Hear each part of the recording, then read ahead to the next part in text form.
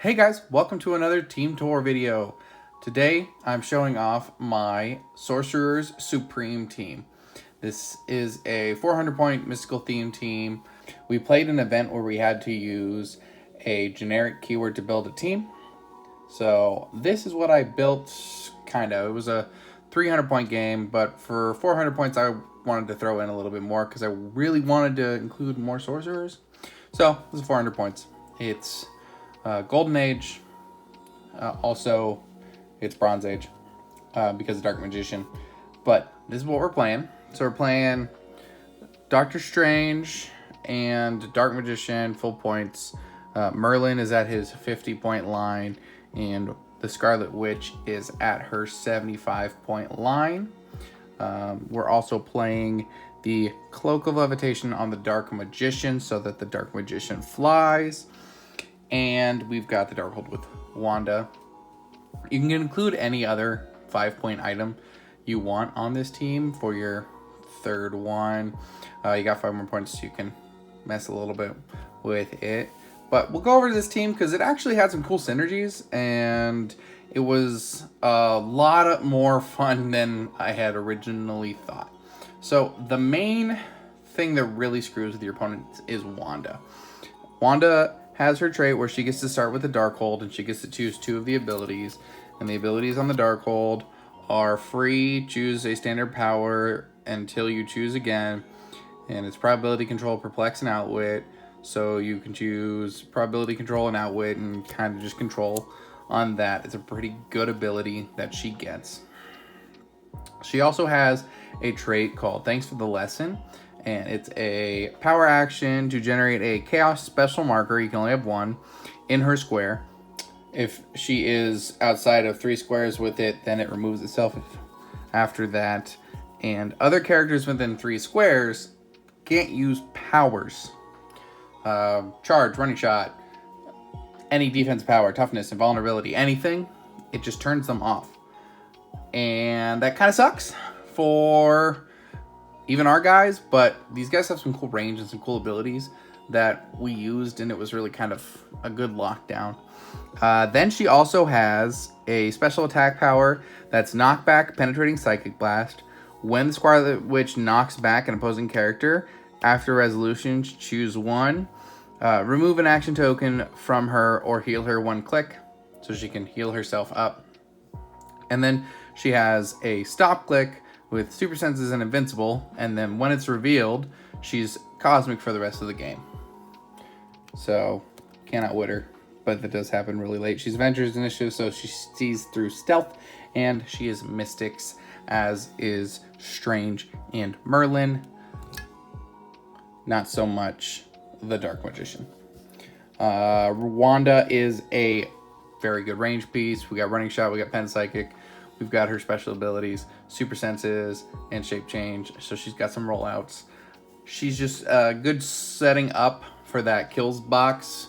You run her up, you protect her. Dark Magician has some good range that he can use to protect her. So does Strange and Merlin. They've got 7, Magician's got 10. I played this before the Spider-Man set rules change, so this was on a bigger map, not on one of the 24x24s, and I think it's even better now. Just Dark Magician can see a lot of squares. I think it's a very cool little synergy there. So that's Wanda. I've used her many times. I've used her kind of too much, I will admit. The next up, I want to go over Merlin. So Merlin was on my Avalon team from season 1. I really like Merlin. I really like the King Arthur Knights Round Table. But then when I got to play this Merlin, he becomes a control piece to the insane degree. Every time I seem to play him, I play somebody who's doing a free action mechanic gimmick, and they get really screwed over by it. He has a trait called the Holy Republic of Fae. During each player's turn, that player can't give their characters free actions if they've already given a number of free actions equal to their action total. So in a 400 point game, it's 4 actions, leadership makes it 5. It's a little bit more than normal, where on a 300 point game, you'd have 3 actions, and a lot of those gimmick teams aren't running leaderships, so it makes it really difficult to do all of their gimmicks. And he has a special damage power that's action total +1. That's not leadership, so it stacks with leadership and perplex. And then he has a special defensive power that he has for most of his dial.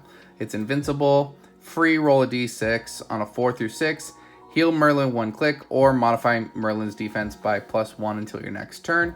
So he can heal himself up. But he is just that support piece.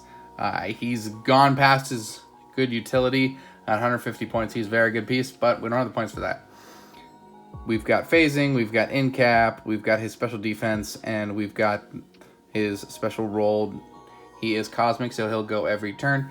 He is dual targets, so he can stay outside of Wanda's chaos marker while they're going up to Wanda, in cap them, bring in more damage from Dark Magician, from Wanda, from Venom, Doctor Strange. This is just a very fun piece. I really like this piece. The next one I want to go over is the Dark Magician. So this is a very old piece. It's from Yu-Gi-Oh! Series 1. I haven't actually built a lot of my Yu-Gi-Oh! Teams because they're kind of outpowered now, but when I can try to squeeze them on a team, I want to do it. So on his top dial, he's kind of terrible. You need to deal him 1 damage in order to get to hit this Mystic Box special ability, which is give Dark Magician a double power action and choose target character within range and line of fire. Place Dark Magician and the target in each other's squares, and then deal the target 1 unavoidable damage. So you can really screw with your opponent's positioning and get them closer to Wanda to then negate their abilities, break up their team, or just kind of get him in there. He then also has a special attack power called Dark Magic Attack, which he also gets on Click 2, which is give Dark Magician a free action and choose 2 standard attack powers. Dark Magician can use those powers until your next turn. So you're going to go Penetrating Psychic Blast and Precision Strike, so your stuff can't be reduced below 1. You can go Poison if you're adjacent to a bunch of people, and you can go in cap if you need to shut him down. Dark Magician does only have 1 target, but he can still do stuff. He starts with Impervious, then immediately drops to Toughness, so he's kind of hard to deal. He'll take a lot of damage. The Cloak of Levitation gives him just that little bit of extra movement. He starts with a 10 movement on his top dial, and the sidestep from the cloak and the flying comes in handy. Plasticity helps for breaking up the kill zones that they have, so you can tie up their pieces, and we're playing kind of a control team, which is kind of cool. And then he has a special damage power that he does start with. Magical Manipulation. Give Dark Magician a free action and roll a d6 that can't be re-rolled.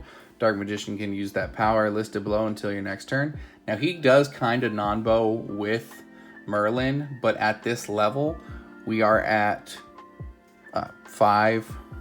Now